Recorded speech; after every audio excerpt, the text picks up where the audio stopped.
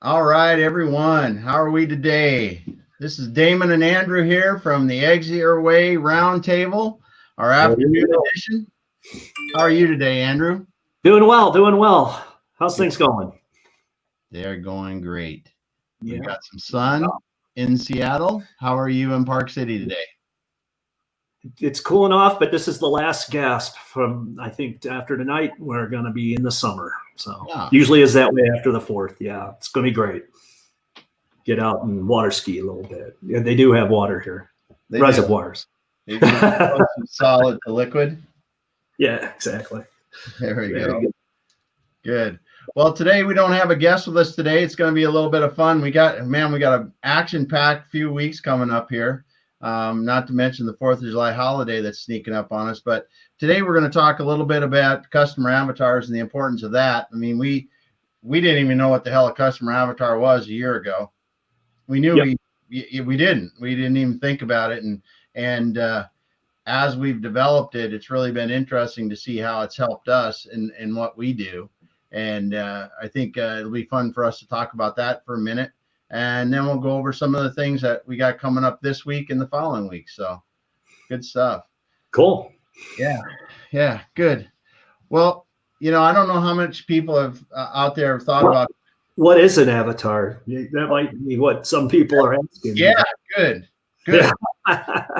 Yeah. Well, see, it's funny because I didn't know what a customer avatar was until I read an article about it. And then I started doing that. But the avatar is your ideal customer profile.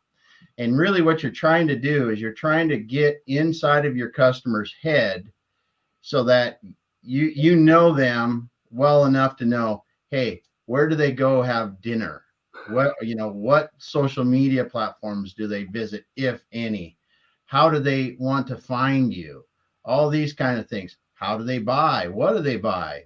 What are the things that are happening in their life, both personally and professionally, and those kind of things. So that's really what an avatar is, Andrew.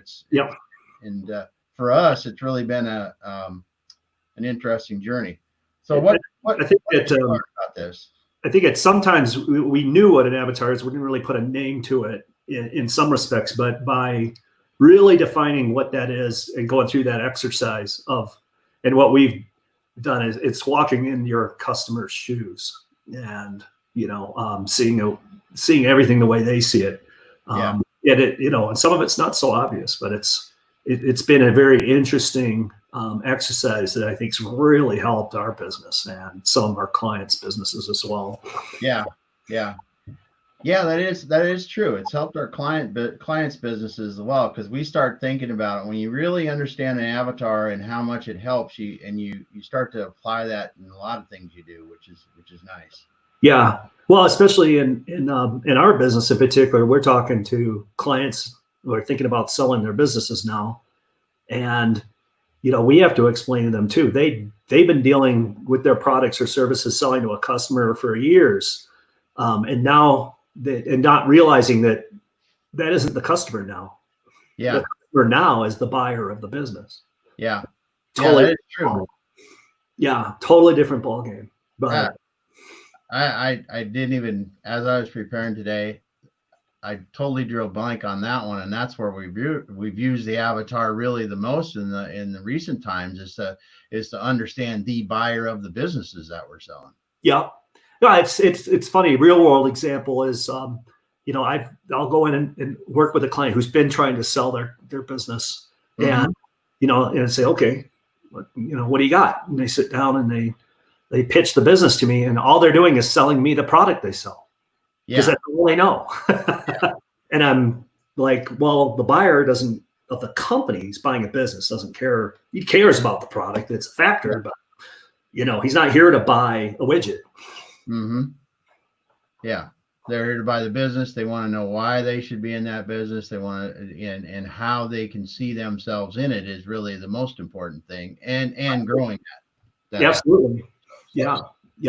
How's it feel? What's their life going to be like after they buy the business? Yeah. So it was interesting, and by knowing what an avatar even is and starting to really, really think about that and walking in the client's shoes, has really helped our business a lot, you know? Yeah. And I think about it now, we've been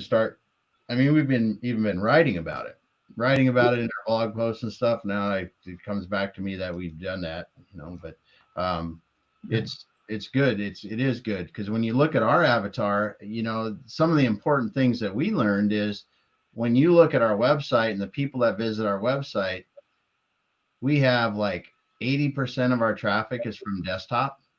And everything else, if you were out just reading general information, you would think that everything should be mobile, ready for mobile. Well, we have 80% of our people visiting our website on desktop. Why is that? Well, you go back and look at our demographics. It's an older generation of people, the older people that are doing it. They're typically not going to be able on their phone because you get to a certain point, can't see, and and B, you just use your computer a lot more. So it's interesting when you see that kind of stuff, so that when you look at something as simple as a website, we can make our format might not be quite as pretty on a mobile, but if it's beautiful on the desktop, that's where we want it because of the market. Yeah. Well, you've got to think about that and walk in their shoes. Right.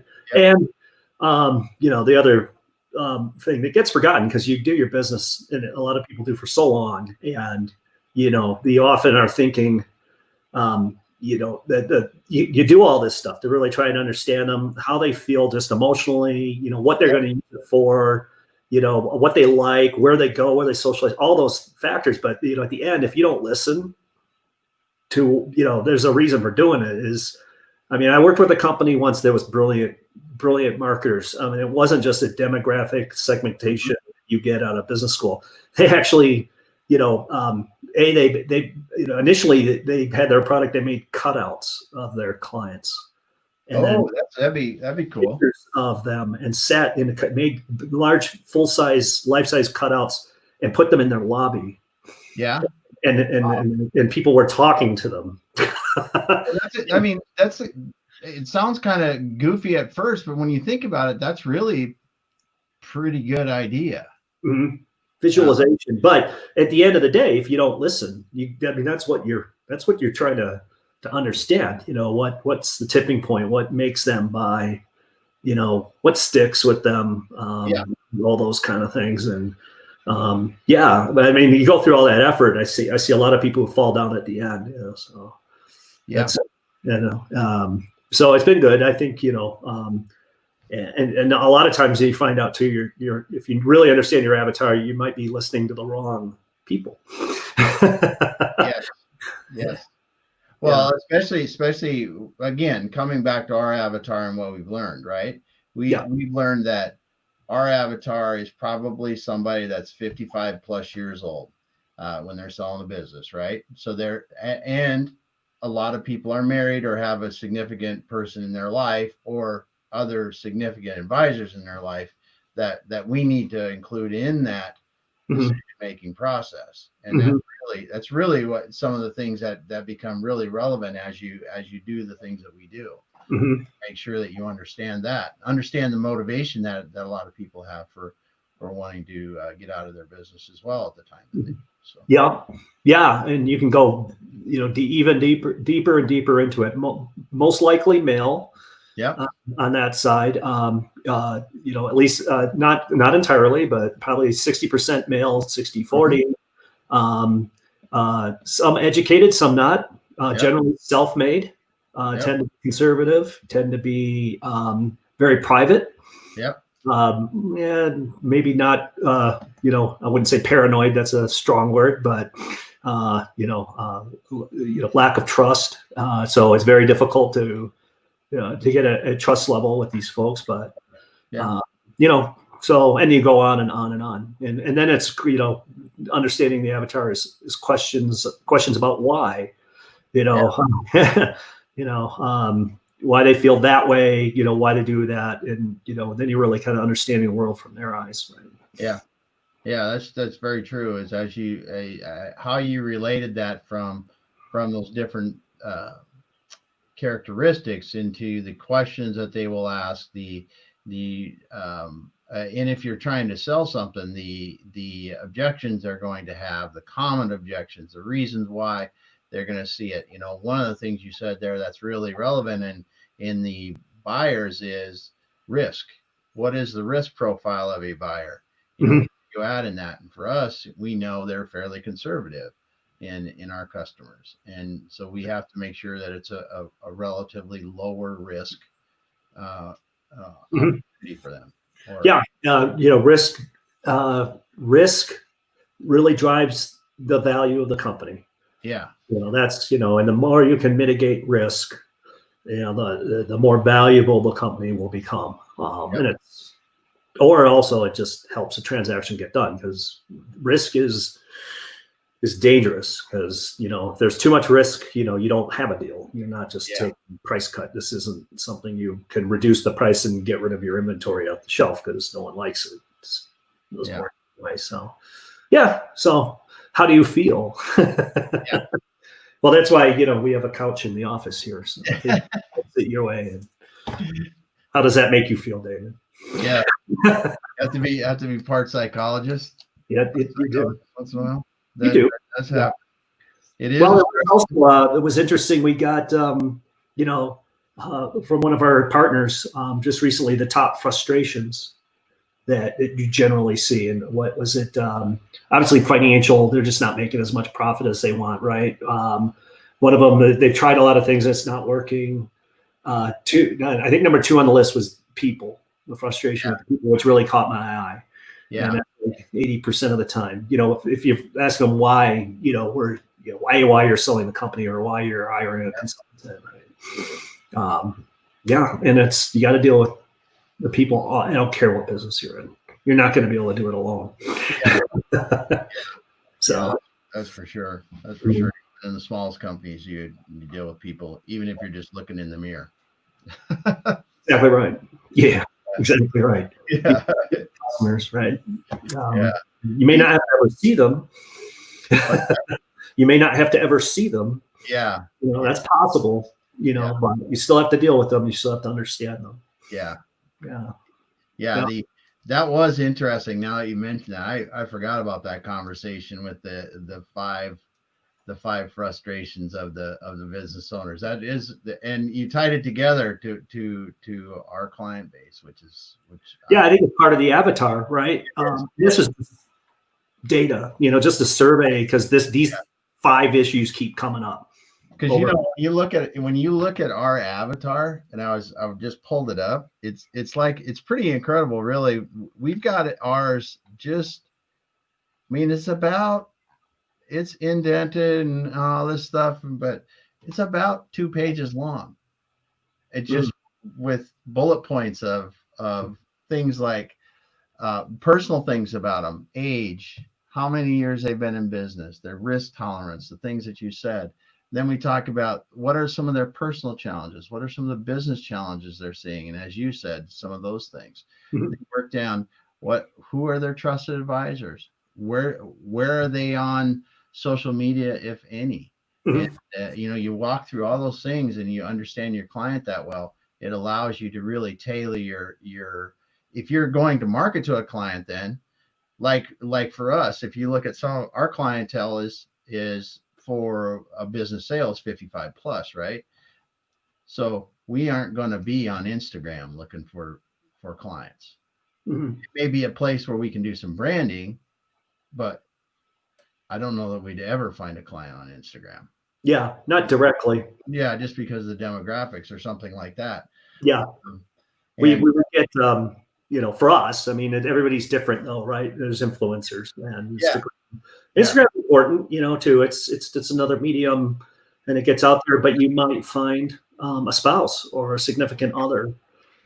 Or a client who is sick and tired of their significant other being married to the business. We point which that is another part of our avatar. It is. It's totally relevant because I don't care if you're selling a whatever. You could be selling something for the home that makes your home really good, and the person that's taking care of the home could really want that because it makes it so much easier or something like that. And you look the other person in the other relationship. Yeah. Well, I mean, peeling it back, 55 years old, and is within the next 5 years, they're starting to think about selling their business. Yeah. They know that's a tough process, and it's ugly process, and they know it, but it's inevitable. They know it's inevitable. And then, now at that age, it's kind of coming up. The next thing is, a small business like this, typically, and 95% of them, this is our avatar's number one investment. They have some stocks and everything else, but probably 90% of their net worth is tied up in their business, which they've been building for 20, 25 years. And so, but the difference between small businesses like that, and they're very good businesses, a lot of them, and a lot of great, it's a great place to be, and the difference between them and the big boys, the big companies, is their lifestyles are heavily involved in their business. And we know because we deal with that. And again, when you're dealing with lifestyle, you're gonna catch the business. You're gonna catch that client on Instagram or Facebook. Yeah, they're not going to be at work. They're going to be looking at their grandkids. They're going to They're going to be eating at their favorite restaurant in town. Yeah, you name it. They're going from a sporting event. That's where they go out and do that kind of stuff. Or their significant others, including their children, are on there going, "Hey, Dad, these guys, can help you not work anymore." It's time that you start traveling with Mom and come and see the grandkids more. You got to leave that mistress and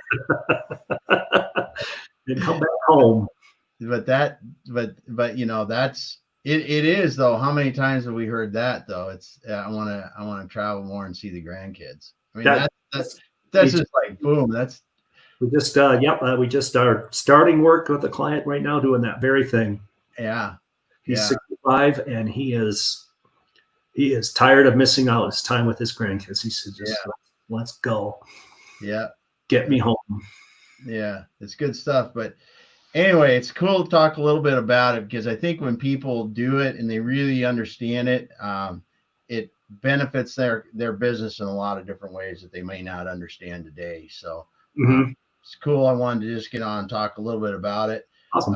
We're going to wrap up though, let people get on with their day. I'm going to talk about some of the other stuff that we got coming up. We got some big stuff coming up. Our Thursday roundtable this week is going to be fun as heck, really. Yeah. Yes. And I'll use that word loosely, heck, because I should really say fun as hell because it's going to be fun. It's going to be fun because we're going to talk about social media strategies that really work. We're going to have Ira Bowman and Mike O'Connor on there. And man, our audience is full of people too that understand what they're doing. So this is going to be a really good. Yeah, these guys, you just, you got to see them in action. Come on and visit Ira. 60,000 followers in climbing. Yeah. He does that on the side. Yeah. And Mike is just, he's a troublemaker. He just gets out there and he gets everybody, he gets contact, he gets everybody kind of engaged and make it relevant.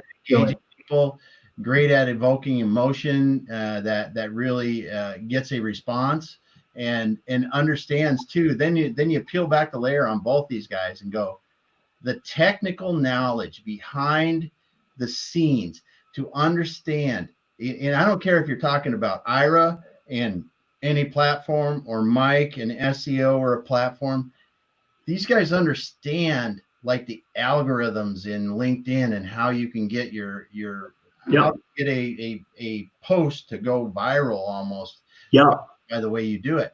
Yep. So it's really good. There are companies that are spending millions on this kind of digital marketing to try and get what these guys just do.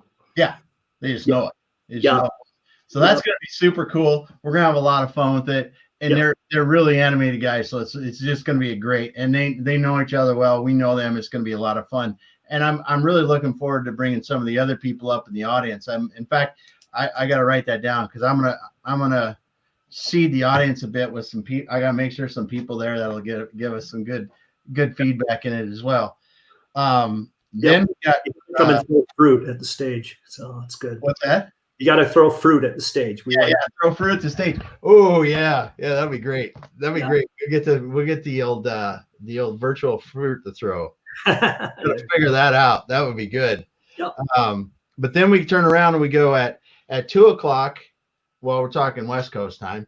You and I are on with April Sprint, so it's going to be really cool because she's going to teach us. She's a beast when it comes to growing businesses, and that's cool because she does it with a really different nature in the way that she does it, which what she calls the generosity culture, which I think is going to be really cool for us to understand more about. You know, you and I have had conversations with her and stuff like that, but I think it's really going to be cool to share in that a little bit more. And then at 3:00, kind of back to back, we've got a Now CFO. They've got a webinar that we're going to be on where it's talking about expanding your company's potential. It's part of their, I forget, they've got a series of webinars they've been putting on, but there's a name to them. But we're going to be talking a little bit about how to grow a business coming out of a recession like this, and then also looking at M&A opportunities as part of this growth coming out of it. So now, is that on our website or on our LinkedIn page? If people, what it is, Morgan Rogers just shared that, but I will push both of those things out. I don't have the April or that for Now CFO. I'll make sure I do that, but it will be on our website, at our Exit Your Way business page. Yep, it'll be on the LinkedIn page. I'll put that all on Thursday, right?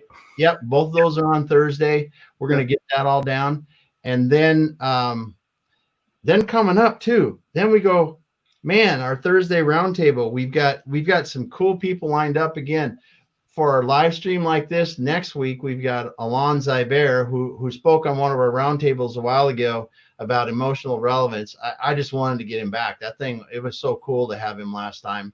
I want to get some one-on-one time with us to talk to him because, man, it just understanding how to practice that emotional relevance to establish those deep and genuine connections. It ties in. It ties right into the avatar and the whole thing. And we getting Alon back for a few minutes is great to continue that. Yeah, great speaker and coach. It's going to be really fun. Then we got JD Gershbein out of Chicago. Man, dude is phenomenal. He's got somebody coming in with him. It's going to be great. It's about in a round on the Thursday roundtable with humor in business. Yeah, and, you know, he's been a performer and a coach or a teacher. I don't forget if they call it coach or teacher at Second City in Chicago for a number of years. Great speaker, good personality. If you can make him laugh, you can sell it. Oh, yeah, that's for sure. It's a topic he's really. God, I'm just like, I'm so jacked that we're able to get him in. And then we're going to have one on the art of referrals. I think that's going to be fun. Our one of our roundtables coming up, and then we get into that's into July, and we're going to have Dr. Elia